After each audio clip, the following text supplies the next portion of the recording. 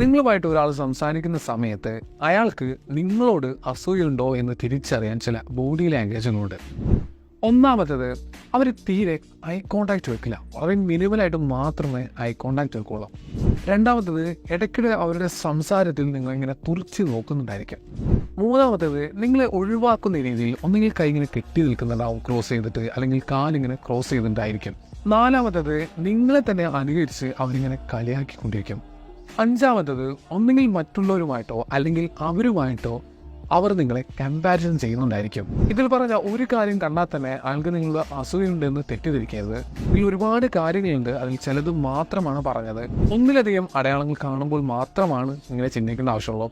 ഇനിയുള്ള അടയാളങ്ങൾ അടുത്ത വീഡിയോയിൽ നമുക്ക് പറയാം. മാനസിക പ്രശ്നങ്ങൾ മൂലം ബുദ്ധിമുട്ടുന്നവരാണോ നിങ്ങൾ എങ്കിൽ ഹെയ്ലൻ ഹാപ്പിനെസ്സിന് നിങ്ങളെ സഹായിക്കാൻ കഴിയും. താഴെ കാണുന്ന നമ്പറിൽ കോൺടാക്ട് ചെയ്താൽ മതി.